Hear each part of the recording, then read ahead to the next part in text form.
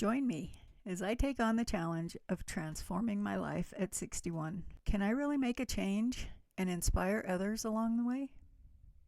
Hi, I'm Tina, and today is my birthday. I turned 61. If there's one thing that I have learned, it's that life doesn't stop here, and I'm ready for a new chapter. For years, I've been stuck in survival mode, and now I am ready to just thrive. I'm ready to live my life. I'm ready to get out of that survival mode and actually live my life. So this video is about embracing change even when it feels scary. So change is scary, right? It can be very scary to many of us. We get stuck in these same patterns. We stay in these same the same comfortable situation, and change is uncomfortable, right? So we're moving out of the things that we know, moving into the unknown, which can be very uncomfortable. And society makes us feel like we should be settling into, this routine.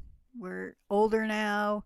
We should be living a certain way and doing things a certain way, right? And I am not subscribing to that. I want to actually live my life and no longer be in that stuck place of survival. Most of my 50s, I was focused on healing from past trauma. I was still dealing with all of the emotions that you get from the empty nest, right?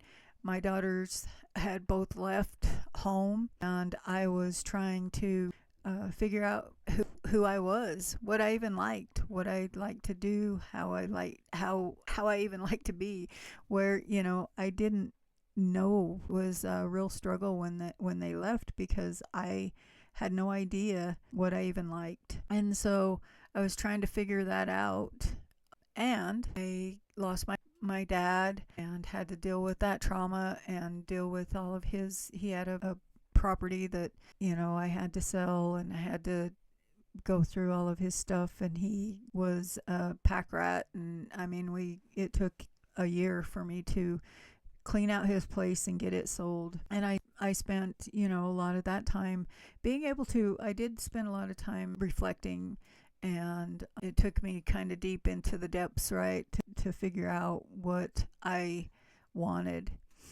After that, I just really felt like my 50s were, quite a struggle. And then in my late 50s, my mom passed away, and my mom and I had a strained relationship. I hadn't talked to her in many years, and so when she passed away, there was a lot of trauma that came up also. So it was, there was a lot of that went on in my 50s, and I hadn't really realized it.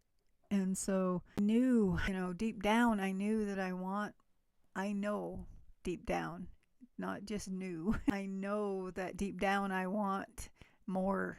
I want something, I want adventure. I want joy. I want some purpose in my life. I want to be able to travel, which I have never been able to do. And so I'm really looking forward to creating this change in my life. It's, very scary, and it's something that I don't know if I'll be able to do, but I plan on doing the best that I can, right? So in October in the fall, I knew that I wanted to start making some major changes. I had been in a depression for about 3 years. It was a low-grade depression for most of it, but the last year it turned into a deeper depression, and I was barely functioning. I was in, like I said, survival mode, and I knew that I didn't want to be there anymore. I was tired of being sick and tired. I was tired of feeling, low all the time. I was tired of not having any energy. I was tired of just all of it. And there was another catalyst that really hit me. Was I deal with celiac disease, and I got in November, I had gone for Thanksgiving. I had a reaction to the gluten, and the gluten really makes me sick. And This one was the worst one that I had had, and that was kind of like a turning point for me. It was like I've really let myself go to this point, and I was really sick. I was down for a week, and so it took a month for me to get over that. And in that process, I really started contemplating how I wanted to feel better, right? And what do I need to do to start feeling better. I also started contemplating that I knew that I wanted to get out of this depression that I had been in for the 3 years. And I started thinking about the things that I knew would help. And so those changes that I started making then were, prioritizing my morning walks. And morning walks to me are probably one of the biggest things that really help me to stay out of depression, but they also help me to start my day right. Okay. And so I was not doing that. I would do, walks here and there, and it wasn't consistent. And I knew from past experience that if I could get out every morning and go for a walk, that I would be able to help myself to start getting out of this depression. So, I think it was October, I decided, and I remember telling a friend, I decided that I am starting to cultivate this habit now, because I know in the wintertime, which wintertime is always worse for depression, and knew that I needed to make this habit, or I would fall back into the habit of, it's too cold outside, I'm not going to go for my walk, and blah, blah. And so I started doing this. I cultivated this walking habit. And I was thinking about it this morning when I was on my walk, how much easier it is for me now. It's like I don't even think about it. I go out and I go for my walk, and have been able to stay out of depression all through the winter, because normally February is the worst month when when the depression starts hitting. And so I was able to stay out of depression this winter, and so I've been really grateful for that. The other thing that I really started doing was, the other thing I know is a gratitude practice is something that really helps me. And I have done gratitude practice for many years, but I had slowed down in the past 3 years. I was still doing it, but not as consistent, and was not keeping gratitude top of mind like I would normally, right? So I started doubling down on my gratitude practice, but then I also added mindset work, and just really working on my mindset to kind of change those patterns of thinking. And I'm doing, Joe Dispenza meditations. I'm doing the gratitude practice, reframing my mind, and allowing myself to start to look at my life coming up, this aging process, as a time of renewal instead of a time of decline, right? So the other things that I'm doing is I'm doing like I said, prioritizing movement. I'm doing eating, changed my eating habits, and I started to eat carnivore, which for me, that was a big stretch, because I had learned, I've taken nutrition classes, holistic health classes, and in those classes they talk about vegetables, plant-based. So eating plant-based is the way that you should eat. But I started doing some research on this carnivore way of eating and how it can help you, especially like if you have autoimmune disease and depression. And I thought, well, why not try it? If nothing else, it can be an elimination diet, and I can figure out what foods really are affecting me, because I knew that a lot of the foods that I eat still affect me, even though I do eat gluten-free because of the celiac. So started doing this carnivore diet, and has really helped with my mindset. It has helped with the depression. It has helped with, I'm losing a little bit of weight. I have more energy. I feel so much better. I'm not swollen up all the time like I used to be. And it's, so I feel so good doing it. I've been doing it for, I think this is my 6th week, and I plan to do it for 3 months, and then I will maybe add a little, vegetables here and there. We'll see. I don't know. I like the way it is. I like the simplicity of it, and it's been something that's really helped me so far. So the other thing is, self-care, putting myself first. I think that's been the biggest thing, because, as caretakers, as I have been taking care of others most all of my life, as being the oldest child. I was helping to babysit the kids, or I was babysitting the kids, and I was, so for it started from the time I was 10, 11 years old. I was watching kids, and continued on through most of my adult life, where I was taking care. If I wasn't taking care of my kids, I had been helping to my dad, because he had young girls. He had married a woman who was much younger than him, who passed away on him, and he ended up helping him take care of his kids. And so I was always there for somebody else. I was always there for, my spouse, my kids, my dad, his kids, everybody but me. And so that's been the other thing that I'm really focusing on, is me, taking care of me.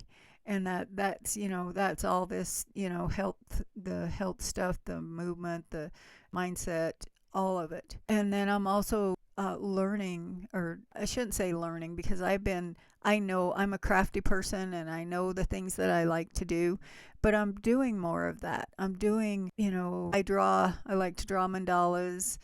I love to make drums, and I love to make rattles and things like that. And I've kind of lost my passion for that recently. And so I'm trying to get back with that.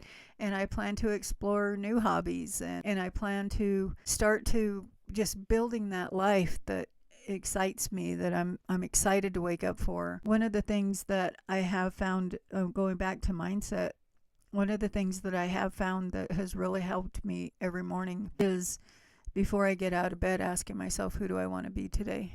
Or how do I want to be today? And then I also do a meditation it's a blessing of the energy centers. And in that meditation, it's like, what energy do you want to radiate out today? And so that helps me it reminds me who I want to be and how I want to be, and choose. I can choose whether I'm going to be joyful, or whether I'm going to be grumpy or pissed off, or sad because I'm still here at this place, or whatever, you know what I mean? So I can choose. And a lot of times we don't think about that, right? We don't think that we can choose how we want to show up, how we want to feel, because we allow our circumstances and our things in our life, and the daily, the daily things that we have to do every day, and we allow all those things in our life to dictate how we feel, when we can choose, which has been a big transformation for me, being able to choose every day. I'm choosing, how do I want to be? How do I want to show up? And, sometimes it's minute by minute. Sometimes I have to constantly remind myself that this is what I'm choosing, because, we do have all those obligations, those things that are happening in our lives. And sometimes, we can be reactive, and we are reactive, to those. So those are some of the changes that I'm making, and it so far has really helped. And I'm excited for this new chapter. I'm excited for seeing how it goes. I just feel like I feel this shedding happening now, and it started back in the fall, and I'm just feeling that release and that shedding of the old me, and the release of all of these things that are holding me back. And I just feel like I'm just letting go of the old Tina is going away, and the new Tina is coming in. And I don't know what that's going to be. I don't know how it's going to be, but I'm excited. I'm a little bit scared. I'm excited. I'm hopeful, and I hope that it all works out, but we'll see how it goes. So I've decided that I'm going to take this. I'm not waiting. Last year, when I was struggling so hard with turning 60, I remember thinking how, at the best years, I'd let a lot of the best years of my life go, right? But I can make these the best years of my life. And I only have, I have less life ahead of me than I do behind me. But I am going to take charge of my life, and I want to bring you along on this journey. So if you want to come along, I would love to have you. One thing I just want to remind everybody is that change can happen any age. You just have to take that first step. And it's, it's those little action steps. It doesn't have to be a big step. It doesn't have to be huge.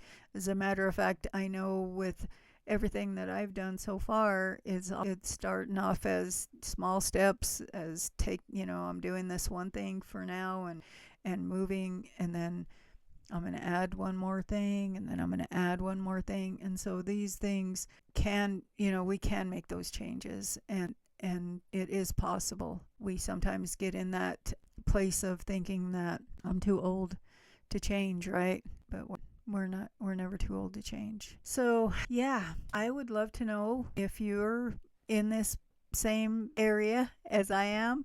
If you're thinking about making some changes in your life, I would love to know. Let me know in let me know in the comments below. Go ahead and like and subscribe, and if you want to come along on this journey, I'll be talking more about this. I'll be talking about mindset. I'll be talking about the carnivore diet and talking about gratitude and just making those changes in our life. So I thank you for joining me, and big love to y'all. Talk to you soon. Bye-bye.